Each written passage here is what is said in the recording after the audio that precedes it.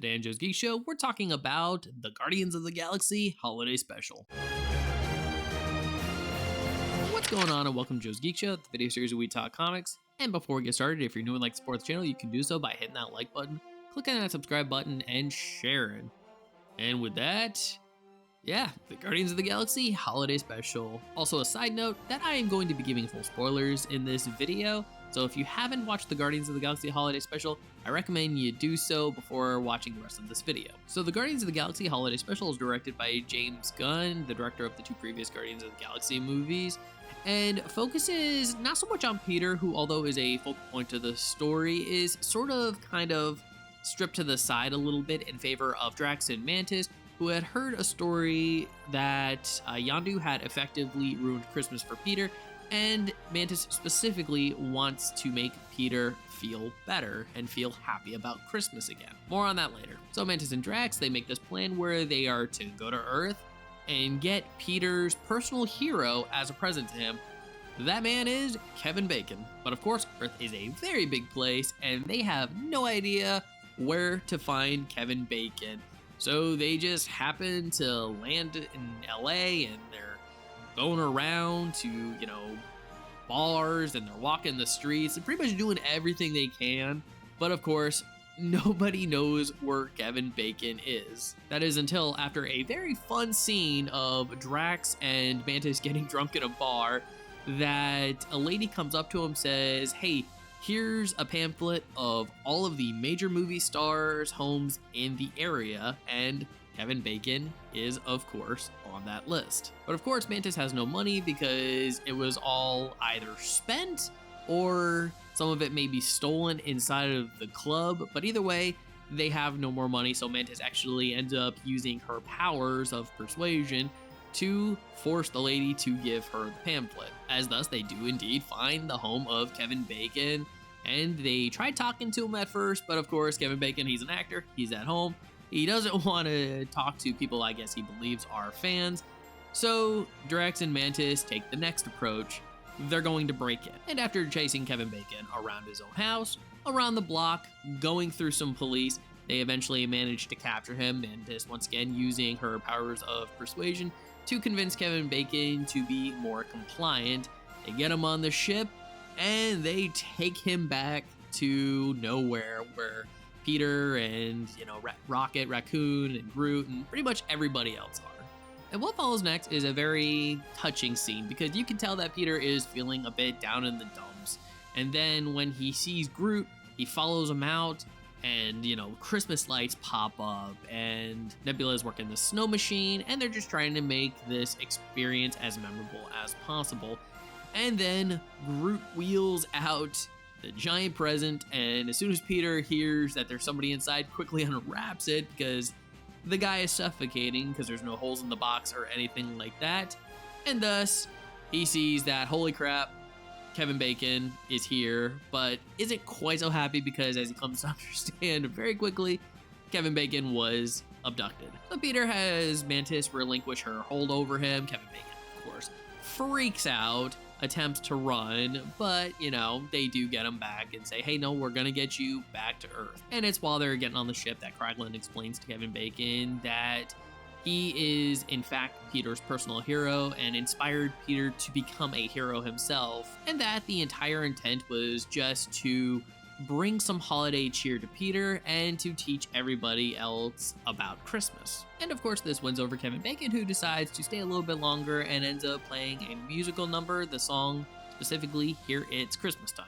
And as this is going on, the Guardians are all exchanging presents, and Mantis finally has the conversation with Peter that she's been really afraid to have with him, basically telling him, from what we heard earlier in the episode, is that she is indeed Peter's sister. To which, upon hearing this news, all Peter can say is that is the greatest Christmas gift he could ever have asked for. And I really like the sentiment behind all of this, because when you look at Peter, he was a kid that was, taken off his own planet, lost his mother. Dad turned out to be, a bad guy. Yondu, who was his father figure for pretty much the majority of his life, he died. And then, of course, the whole incident that happened with Gamora, and, now there is Pascamora out there in the universe, and that whole thing's probably gonna get solved in Guardians of the Galaxy 3, I assume. And then in the last few minutes of the special, Peter realizes he's no longer alone. His sister is now with him. And I don't know if this was something that James Gunn had planned all the way back in Guardians of the Galaxy Volume 2. It does feel like a bit of a retcon, but it is a welcome retcon, because especially when you go back to Guardians of the Galaxy Volume 2, Ego tells Peter that, yeah, he has consummated with, hundreds of thousands, millions, more likely, of females on various planets. And figure he most likely kept Mantis alive just because of her unique abilities. And then it all ends up really capping off with one final reveal that Kraglin's story at the beginning, saying that Yondu ruined Christmas for Peter, is only true up to a certain point, because Kraglin doesn't know what happened after, which is that Yondu went back to the trash. He saw what Peter got for him for Christmas, and then decided to return the favor by giving Peter his signature blasters. And ultimately, it also started Yondu's obsession with like little troll dolls. And I'm gonna say, from start to finish, I absolutely enjoyed this special. James Gunn definitely has a flair for comedy. Like, he knows when to make things funny, but he also knows when to tone it back and make things serious. There was a lot of great moments all over this episode. I particularly liked Drax specifically, as in one sequence when they were trying to get Kevin Bacon, he fell head over heels for this inflatable elf in Kevin Bacon's yard, and he just wanted this elf so bad, but he ended up dropping that same elf. So when they left planet, he didn't have it. However, Mantis at some point went back and got him that elf, and Drax was just happy. He was overjoyed with it, and it was really nice to see Drax happy, especially because he too has had a very hard existence with having lost his entire family and whatnot. I also like a lot of the dialogue and scenes between Drax and Mantis, because especially when compared to Guardians of the Galaxy Volume 2, the Guardians of the Galaxy, that was her first interaction really with other people besides Ego and whatnot,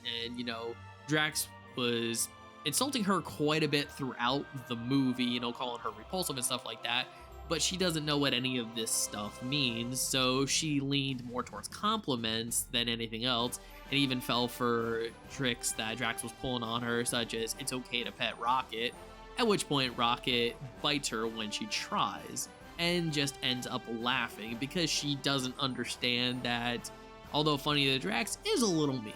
And it also shows her growth as a character in this instance too, because now we're at a point where she's been with them for so long and she's had more social interactions. She's still kind of got that nice, calm, innocent demeanor, but she'll raise her voice and scream back, and basically told Drax several times in the episode, knock that off, of which it was great to see her stand up for herself. I also like the added context of how important Yondu was in Peter's life growing up.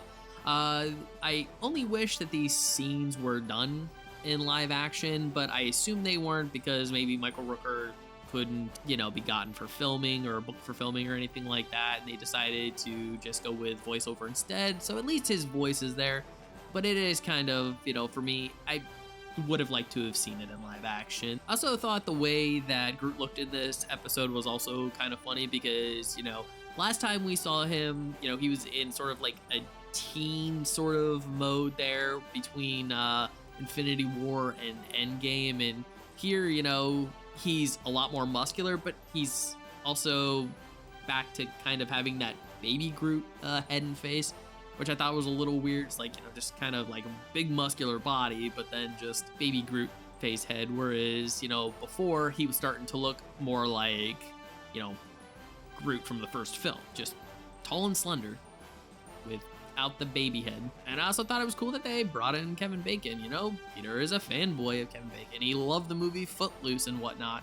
And it was also interesting between that as well, where Drax and Mantis came to the realization that Kevin Bacon was actually an actor and not a real Earth hero, and then just jumped to the assumption that Peter's mind had basically been scrambled because he was so young when he was taken off planet that he didn't know Kevin Bacon was an actor.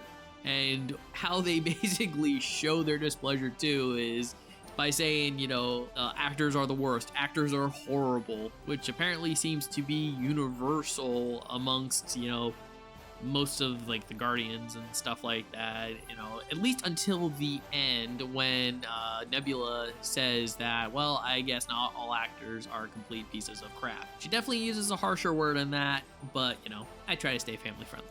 And there's not much else to say other than I enjoyed it. This was a good holiday special.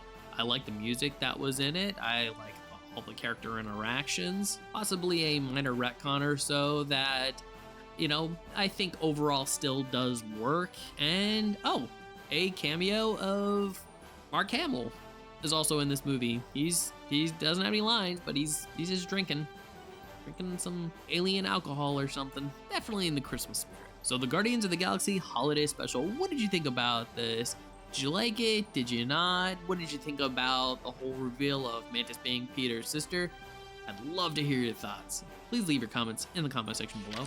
And if you like this video, don't forget to hit that like button, share it with some friends, subscribe if you're not subscribed already, and ring that notification bell for more comic book content. And if you're wondering what's to watch next, consider one of these 2 videos.